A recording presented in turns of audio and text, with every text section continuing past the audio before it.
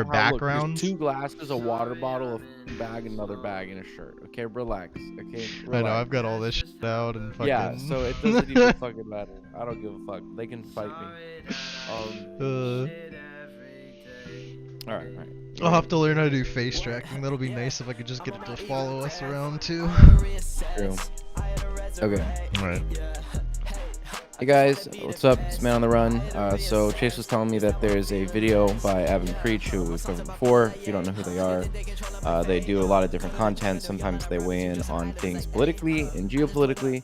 So apparently they have some things to say about the Ukraine that I didn't hear very much about, and I thought that there's probably some disagreement, which is sort of rare for Chase or I to completely disregard and disagree with something that they say. So they're generally pretty on point. Today's topic.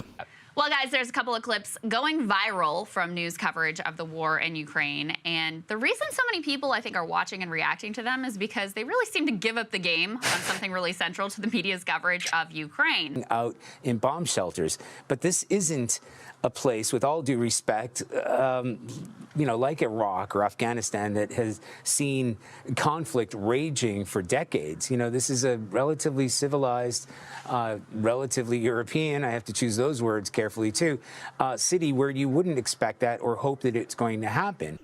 How am I going to be able to say it that it sounds good? And that's the best you could come up with.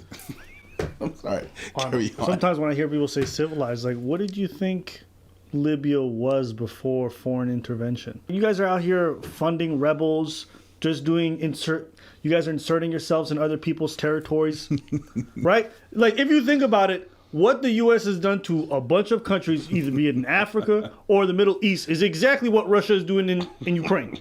What he's saying is that we've funded groups in different countries and had these proxy wars, and we've done military operations, not in the same exact way per se as Russia is, but we've done military operations, intelligence operations, etc., to overthrow countries. So yeah, in that sense, I get it. Like, yeah, we've done the same thing or whatever.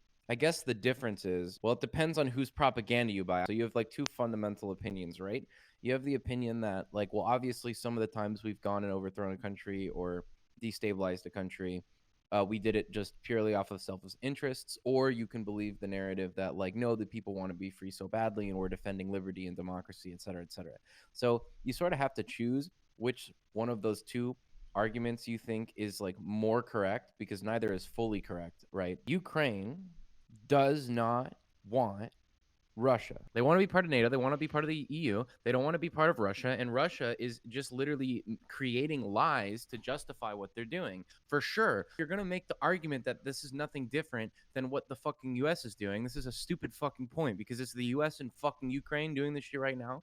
And we're not in Ukraine, like, taking over these fucking countries like this against their wills. Some people say civilized. Like, bitch, you think Europe is the only place with civilization? Yeah. Just because these civilizations don't look like the ones that are familiar to you, my American friend, it does not mean that they are not civilized places. I don't even think it's because they look like it. I think that's just like stuff they say to drum up sympathy from the people. This is all about money. It always is about money. Fair. If you really think that these rich people are like, I want to save poor white people, you are bugging.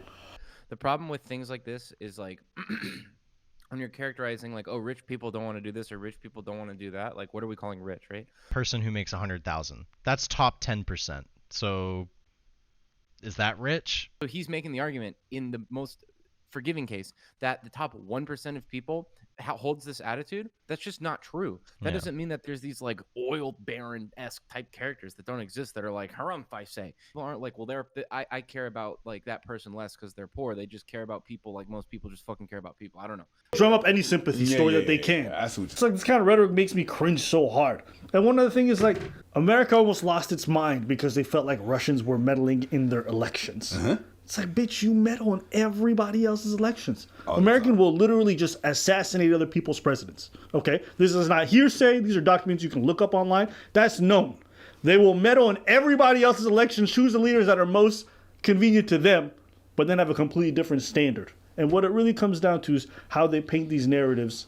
As long as it's conducive to the agenda of the folks who got the power, they'll paint whatever narrative. I had such a shock because I felt weird getting called out by them because they're Canadian and they're calling out Americans, and I'm like, this is how I think. I don't give a shit if they're fucking Gandhi, okay? Like, I know what I know, and they can tell me what they know, and we can talk about it. Yeah. But, like, it's just such a stupid point. Like, I don't get the distinction. Government does bad shit. Oh, great take, Abba. This kind of rhetoric makes me cringe so hard. Super cool, sick, bro. Yeah, I get it, okay? To say that what we've done in the past is the carbon copy same thing as what's happening in Ukraine, and therefore it's hypocritical for us as a country to react to that.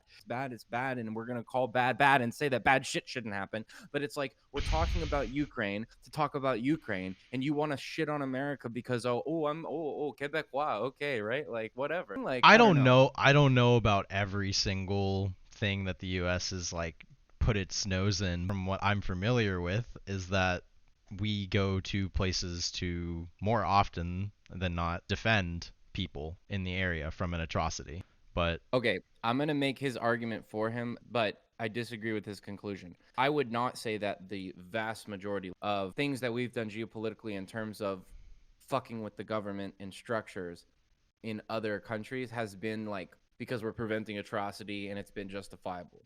The American government has lied about virtually like a bunch of shit in order to do what it wants to do and has absolutely carried out atrocities. So, but to say that doing something that could absolutely cause a World War III, whenever you have Belarus literally going from a nuclear neutral country to being willing to stage Russia's nuclear weapons in Belarus right next to Poland, okay, whenever Belarusian troops are supposedly going to join in the invasion, whenever you've got Ukraine saying they've already done it and the U.S. government's not saying anything because that's an escalation, and whenever you have the whole of Europe getting on the ass of this thing, when you have Switzerland going from historically neutral to taking an anti-Russian stance, and you want to compare like, oh, what happened in Guatemala with the U.S. is the same thing. It's the same. It's just as bad. It's like, no, that's a stupid take. Yeah. It's very emotional for me because I see European people with blue eyes and blonde hair being killed, children being killed every day with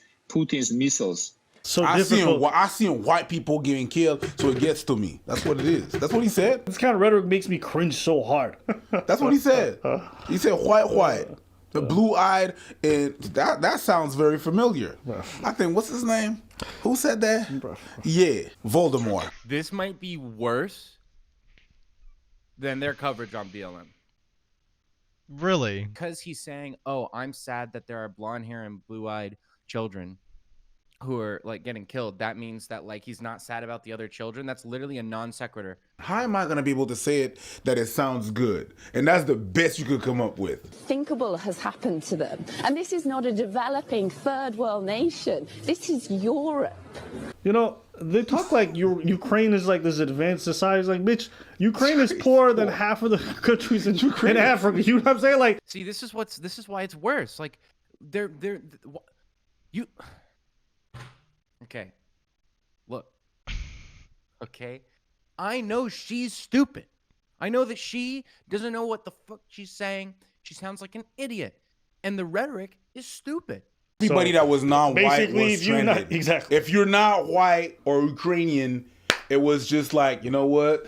Sucks to be you, love to be me. I hop on the train, you stay there. It is what it is. I mean, that's the thing, is that it's really hard for me to be like, okay, so, and be very passionate and not laugh at it, because it's some shit that we've been known. It's some shit that we've been saying. People have been saying, no, it's not really like that. You guys are, but now it's happening in front of you, and you're like, man, it's just what I said it was. So it's really hard for me to not care, but yeah, care. It's hard for me to care because it's an argument that I'm tired of hearing. Some people say racist things like this just don't exist. That's not a reasonable argument, nor the argument that I'm making. He probably seems to believe that racism is just so prevalent throughout everything. Yeah. Now that we're seeing these examples, it's like, oh, you people, you know, the people who disagree with me said this wouldn't even happen. It's happening, which proves me right. And it's like, hold on. No, that just proves them wrong. That doesn't prove you right. You didn't prove me wrong.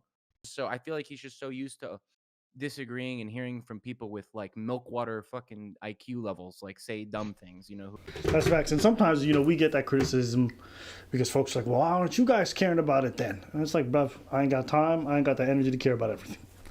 We're just two people behind a camera. If you think we can cover all these topics and all these stories and do the well research, you are bugging. I would not have enough time in the day. I would not have enough time to read up on the history, learn all the... Because people want to make everything seem black and white. It's not simple. That's your actual job. It makes me feel a little bit salty, you know? Because it's like, oh, these people are victims that you guys are finding worthy. This is something that you guys find appalling, this invasion. But when y'all were doing these invasions, you guys didn't have the same energy? It's really No? No? Because they're part of the bad guys. That's she's why. right. I have to fight myself to not turn apathetic to what I'm seeing on the news right now, because I understand there are people on the other end suffering, even if their border patrol has been racist or whatever it might be. I have to let that not turn me into somebody who's like, well, then fuck off. I have to do that work. He's now coming at it from this stance of, I have to take all these other things into account, and I can't just say this because it's complicated, it's nuanced. But the beginning of the video is all about how they're racist. It's so obvious. And so many things it's are so obvious. It's so obvious. Yeah. It's so obvious. But now it's, well, I have to be nuanced about it. But you've already made your stance. You 100% have time to spend 30 minutes to skim some articles, to try to diversify your viewpoint, to try to learn something. Screw it. I don't care who you are. I don't care, Ava. I don't, okay?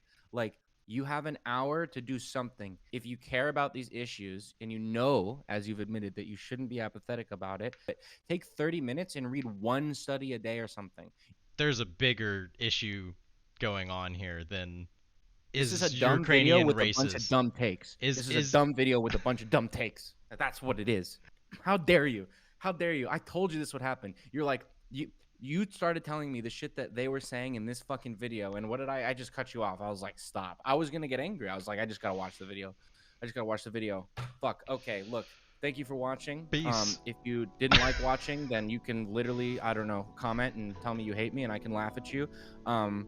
Everybody go at Abba and Preach so that they can roast me. That would be great. Okay, that would be fantastic. Like the video, subscribe to the channel. Okay, we're gonna have to edit out 1,000,000 words because this is not PC.